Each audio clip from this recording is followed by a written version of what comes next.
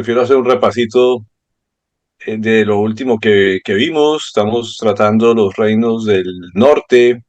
Todos sabemos que el reino del sur, que es la parte de Judá, de donde viene la genealogía, y están ahí la palabra en el canon que hemos hablado estos días del Antiguo Testamento, porque Dios deja de manifiesto que fue el plan de él a través de la historia, y por eso nombra a cada uno de los antecesores a Jesús. Todo al final se centra en Jesús y nos muestra el plan de redención, pero también nos muestra el plan que Dios tenía para el pueblo de Israel a través de sus tribus, cómo fue la historia de todos y cada uno de sus gobernantes. Y aquí vemos en este cuadro que ven en la pantalla cómo se desarrolló el reino del norte y el reino del sur, más o menos quiénes fueron los reyes, cuánto tiempo gobernaron y qué tan bueno fue, tan malo esos gobiernos. Y ya estudiamos todos los del reino del sur, ahora estamos estudiando los del reino del norte, que en general todos son malos, unos más malos que otros. Eso fue la característica del reino del norte, y allí venimos gran parte de la población del mundo, de estas tribus del norte. Así que tenemos que mirar quiénes fueron nuestros antepasados en la parte hebrea. Seguramente muchos de nosotros venimos de alguna de esas tribus, y aquí esos fueron los gobernantes antes de Jesús. Hoy, hasta la fecha, hemos estudiado los 5 primeros del Reino del Norte, fue lo que alcanzamos a estudiar en diciembre. Vamos a estudiar 2 más, así que básicamente vamos a estudiar los malos y lo peor. Como ven aquí, de Simri y Onri, que son los que vamos a estudiar el día de hoy. Y vemos que en el Reino del Sur tampoco, contemporáneamente con ellos, no es que fueran muy buenos tampoco, fueron gobiernos malos y diabólicos, como menciona aquí en este cuadro. Así que fue una época bien compleja para todo el pueblo de Israel, tanto los del norte como los del sur. Vamos a hacer un rápido repaso de los que vimos, del primero al quinto. El primero fue Jeroboam, después de la división, después de Salomón. Sabemos que fue un rey malo, quedó así marcado para la historia, un gran rey, que Dios le dio toda la posibilidad de que hiciera las cosas bien, le prometió muchas cosas, pero él decidió optar por el camino del mal. Fue un hombre que construyó altares en los lugares altos.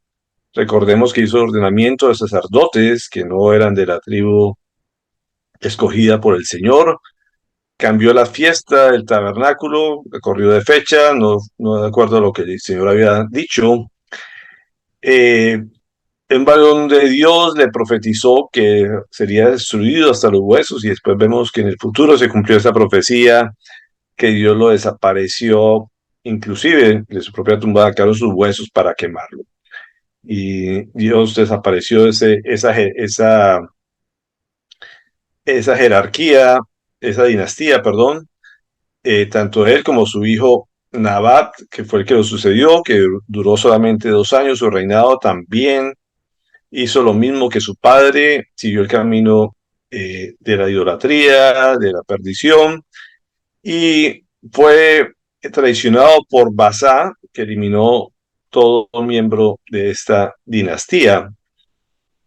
Y el tercer reino precisamente fue Basá, es la segunda dinastía, el primer rey de esta dinastía. También fue un rey que duró 24 años, fue un rey malo. Como veíamos, era una persona que no tenía un linaje especial, básicamente era un funcionario de su corte, y que llegó a convertirse en rey. Sabíamos que hablamos de la gracia del Señor también en este caso, con este hombre, pero fue un hombre que fue ingrato, fue ofensivo contra Dios. En vez de agradecerle por la oportunidad que le había dado, se fue en contra del Señor, y adorando también, haciendo lo mismo que Jeroboam. Y aquí en este gobierno mucha gente se exilió nuevamente hacia Judá. Así que Esto hizo que los hombres, ese remanente, fueran a buscar nuevamente a las tribus del sur para vivir y mantener ese sacerdocio que el Señor había establecido. Después hablamos de Elá, que es el segundo miembro de esta dinastía. También volvió a gobernar durante 2 años, que hablábamos de que era un roble, que era muy fuerte, eso significaba su nombre, pero fue un hombre que se dedicó a la borrachera, a la perdición, a, a disfrutar de los placeres mientras su ejército luchaba, y uno de estos hombres de su ejército, Sinri, fue el que lo mató, lo asesinó, lo traicionó en medio de una de esas borracheras, de esas comilonas que este hombre hacía. Así que vemos nuevamente 4 generaciones que hasta el momento todos, todos básicamente terminan siendo reyes alejados de Dios, idólatras, y que simplemente llevan al pueblo a la perdición. Y aquí entramos a mirar la tercera dinastía del pueblo de los reinados de Israel, que es Sinri, que es el primer rey de esa tercera dinastía que fue, básicamente pasó en forma muy rápida. Ahorita miremos lo que dice, lo que significa su nombre, quiere decir alabanza o mi canción, es lo que traduce el nombre de Sinri, pero no tiene nada que ver en esta oportunidad, no es un nombre de adorador ni alabador, sino que hizo todo lo contrario, podríamos decir. Miremos Primera Reyes 16:9. Pero conspiró contra él Sinri, uno de sus funcionarios, que tenía el mando de la mitad de sus carros de combate. Entonces, como vemos, era un soldado, uno de los generales que podría tener Elá, y este fue el que encargado de conspirar contra su jefe, contra su patrón, contra su señor, que era Elá. Dice, cuando dice siervo o funcionario, precisamente colocamos esta palabra, ayer que hablábamos de los esclavos, esa es la palabra Eved en hebreo. Todos al final somos Eved, como habíamos hablado el día de ayer, todos somos esclavos del Señor, y de ahí viene la palabra, y esa es la palabra que traduce ahí. Él era un esclavo o un funcionario de este rey Elá. Y vemos que traicionó nuevamente a su jefe. Fue un hombre que fue egoísta, que fue violento hasta lo sumo. Fue un hombre caracterizado por gobernar la mitad de los, del ejército de Elá, pero que la Biblia lo describe como un hombre completamente abusador y violento. Dice Primera Reyes 16:11, tan pronto como Sinri usurpó el trono, eliminó a toda la familia de Basa, exterminó hasta al último varón, y fuera pariente o amigo. Y aquí vemos un poco la crueldad de este hombre que quiso acabar con todo lo de su señor, de su amo, cualquier que pudiera tener el riesgo de que fuera descendiente de esa dinastía, la desapareció, inclusive a los amigos de este anterior rey. Así que vemos el grado de violencia que este hombre manejaba. Era un hombre de guerra, un hombre que era egoísta o deseaba simplemente buscar alimentar su ego y terminar con todo lo que tuviera su señor. Lo cierto es que para nada sirve la fuerza, de nada sirve todos estos sentimientos si están fuera del control del Señor. Y en esto tenemos que aprender lo que David decía en sus salmos, como dice el Salmo 127:1. Si el Señor no edifica la casa, en vano se esfuerzan los albañiles. Si el Señor no cuida la ciudad, en vano hacen guardia los vigilantes. Y algo que tenemos que aprender es que en todos los proyectos, en todas las cosas, tenemos que meter al Señor y hacer su voluntad. Nuestro papel es siempre identificar cuál es el deseo de Dios para nuestro corazón, independientemente de la habilidad o el poder que podamos tener. Y Sinri podemos decir, actuaba simplemente por su naturaleza humana, su naturaleza pecaminosa, y vemos que precisamente no duran los proyectos cuando se actúa de esa manera. Miremos lo que sucede en Primera de Reyes 16, dice, el mismo día en que las tropas oyeron que Zimri había conspirado contra el rey y lo había asesinado, allí mismo en el campamento todo Israel proclamó como rey de Israel a Omri, el jefe del ejército.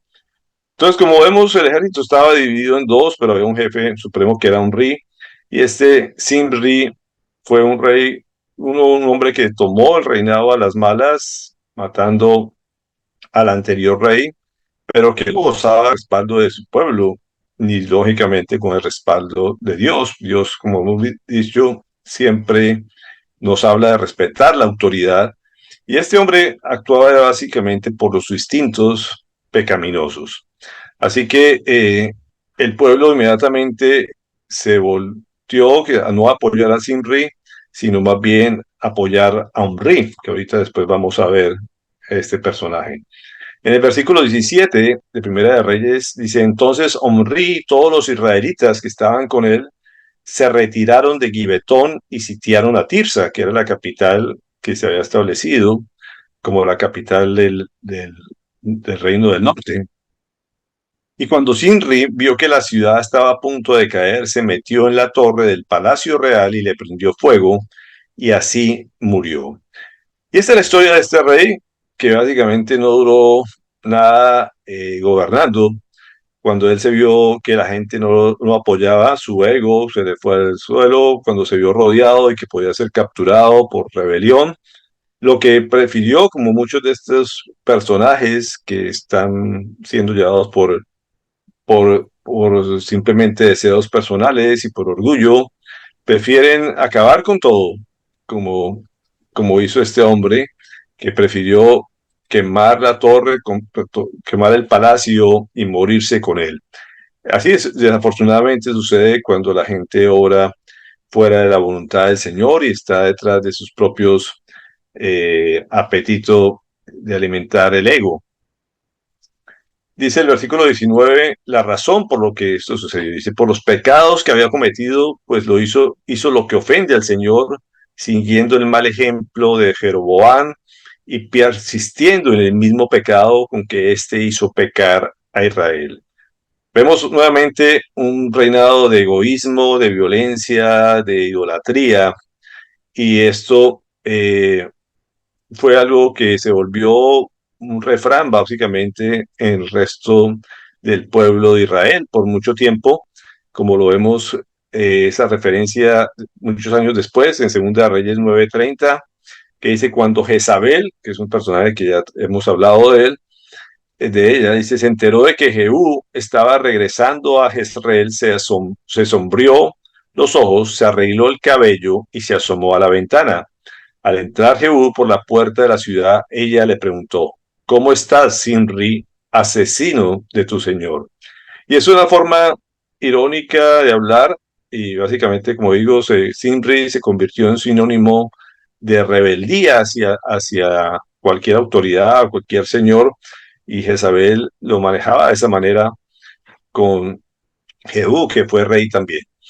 Así que vemos que siempre se convierte en un sinónimo de eso, de rebeldía, de irse contra su propio señor o su propio patrón, como lo hizo en esta oportunidad este rey, que simplemente pasó rápidamente al olvido y no fue fugaz su reinado. Así que eso es lo que nos deja enseñanza eh, en este rey Sirre, que simplemente duró 7 días en el reino. ¿Por qué el Señor nos permite recordar a este hombre? Precisamente por lo malo que era, eh, que a pesar de que estuvo 7 años supuestamente como rey de Israel, quedó para la historia como alguien traicionero, como alguien que va en contra de la autoridad del su, superior, básicamente. Después venimos y hablamos de Omri, que es el primer rey de la cuarta dinastía. Otro personaje que queda que marca la historia del pueblo de Israel. Y esta dinastía sí va a ser mucho más larga. La tercera, como vimos, duró apenas unos cuantos días. Esta dinastía quedó por algunas generaciones. Y Omri lo que significa, tiene una etimología dudosa. Unos dicen que es enseñado por Jehová o designado por Yahvé, pero otros dicen que es amontonar o juntar gavillas. Eso es algunos traductores hablan del término de Omri. Primera de Reyes 16, 21 al 23 dice: Entonces el pueblo de Israel se dividió en dos fracciones. La mitad respaldaba como rey a Tifni, hijo de Ginat, y la otra a Omri. Pero los partidarios de Omri derrotaron a los de Tifni, el cual murió en la contienda. Así fue como Omri ascendió al trono. Y en el año 31 de Asa, rey de Judá, Omri ascendió al trono de Israel y reinó 12 años, 6 de ellos en Tirsa. Entonces, los primeros años, él entra a gobernar Tirsa, eh, básicamente de los 12 que estuvo gobernando. Y aquí vemos que empiezan a haber las grandes divisiones también dentro de una gran división que había habido sobre Judá e Israel. Ahora estos también empiezan a haber divisiones dentro de Israel y se dividen en dos. Habían dos mandos que empezaron a luchar entre ellos por quién gobernaba todo el territorio de Israel. Y este Omri termina siendo un hombre triunfador, ganador en su territorio, ganándole a Tifni y tomando el control de Tirsa los últimos 6 años.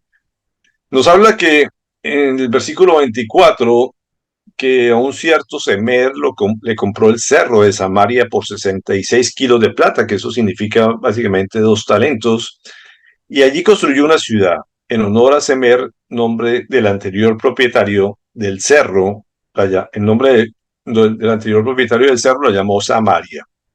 Y Samaria es un territorio para nosotros ya más conocido.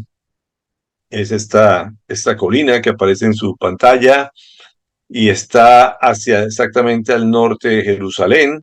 Esa es la parte norte de lo que es Israel.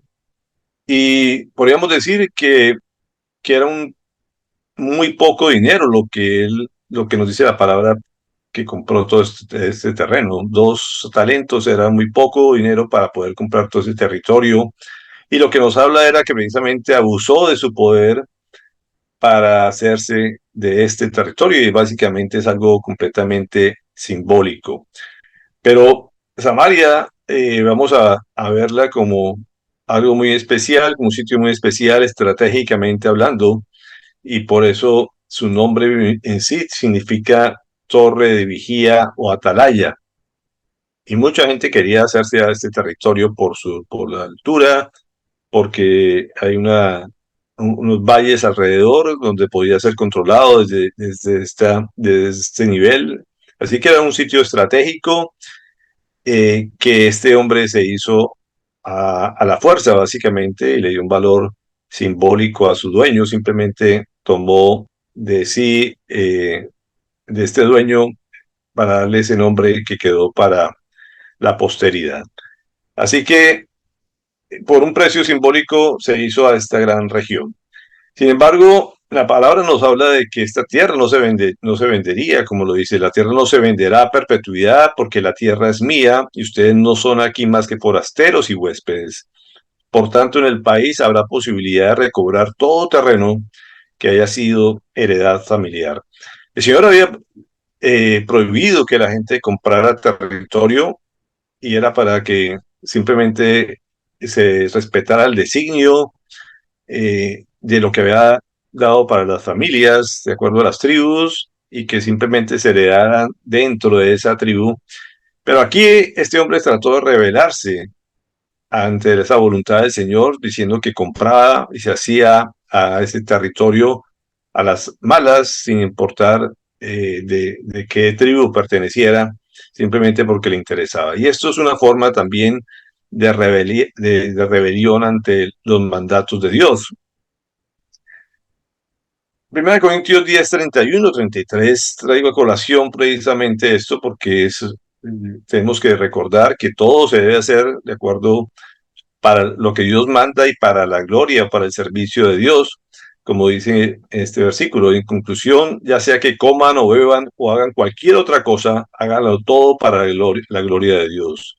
No busco mis propios intereses, sino lo de los demás para que sean salvos. Y Henri para nada estaba pensando en la voluntad de Dios, para el pueblo de Dios, simplemente estaba buscando sus propios intereses, como muchos gobernantes vemos hoy en día, que simplemente les interesa eh, por estrategia, por poder, por ego, hacerse a las cosas sin importar lo que Dios quiere para su pueblo.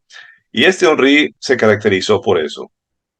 Por eso en el versículo 25 dice, sin embargo, Henri hizo lo malo a los ojos del Señor, pero dice algo especial, peor aún que todos los reyes anteriores. O sea, si todos los otros eran malos, este era la tapa, este era peor que todos, sumados Jeroboam y todos sus descendientes, todas las anteriores dinastías. Este resultó peor que todos los anteriores. Así lo describe la palabra. Y eso también quedó la posteridad dentro del pueblo de Israel, como lo menciona en Miqueas 6:16, dice, tú sigues fielmente los decretos de Omri y todas las prácticas de la dinastía de Acab, que después vamos a hablar de Acab, te conduces según sus consejos. Entonces, también por generaciones posteriores, cada vez que alguien hacía lo malo, básicamente que se refería a idolatría, indiferencia o rebelión a Dios, se utilizaba el término como que tú sigues los mandamientos de Omri o los decretos de Omri, era también como una especie de refrán para caracterizar a alguien que iba en contra de Dios. Así que también quedó para la posteridad como alguien completamente malo y rebelde ante Dios, que hacía simplemente las cosas para satisfacer su naturaleza pecaminosa. Entonces, fue un hombre que fue muy reconocido, no solamente en Israel por muchas generaciones, sino también en los pueblos vecinos y los pueblos lejanos. Hasta se han encontrado cosas arqueológicas que hacen referencia a un río, inclusive en la propia Persia. Así que tuvo que haber sido un rey que tuvo fama internacional, podríamos decir, en todas las regiones, pero no por cosas buenas, sino todo lo contrario, por su gran poder y su gran maldad que llegó a ejercer cosas sobre los demás pueblos. Primera de Reyes 16:26 nos dice, siguió el mal ejemplo de Jeroboam, hijo de Nabat, persistiendo en el mismo pecado con que éste hizo pecar a Israel y provocando con sus ídolos inútiles la ira del Señor, Dios de Israel. Así que otro que tuvo gran fama, gran poder, también fue famoso por su poder, pero desafortunadamente por cosas negativas. Primera de Reyes dice 27, dice, los demás acontecimientos del reinado de Omri, incluso lo que atañe a las proezas que realizó, están escritos en el libro de las crónicas de los reyes de Israel. Así que cometió muchas proezas, tuvo mucha influencia en el medio, pero siempre por hacer el mal y no el bien. Sin embargo, dice que Omri murió y fue sepultado en Samaria, que se convirtió en la capital del reinado del norte, cambió a esta ciudad, la capital de su reinado, y dice que su hijo Acab lo sucedió en el trono. Y Acab sí que, a pesar de que no dice que fue el peor que los anteriores, pero que es peor que todos los que siguen después, y ese tendremos tiempo de estudiarlo en forma detallada en la próxima reunión, que es bastantes cosas malas las que hace. Lo cierto es que Samaria, esta capital que Onri fundó y que compró, después fue destruida en el año 722 a.C. por el rey de Asiria, Salmanasar. Fue sitiada esta ciudad durante 3 años, al final fue tomada y destruida y casi que no quedan vestigios de lo que fue la capital del Reino del Norte. Así que vemos todo lo que se sale de la voluntad de Dios, al final acabamos desaparece, Él se encarga de destruirla. Este es el resultado de la desobediencia y lo que tuvo que pagar por adorar a otros dioses. Isaías 30:12 nos dice, así dice el Santo de Israel. Ustedes han rechazado esta palabra, han confiado en la opresión y en la perversidad y se han apoyado en ellas. Por eso su iniquidad se alzará frente a ustedes como un muro alto y agrietado, a punto de derrumbarse. De repente, en un instante, se desplomará.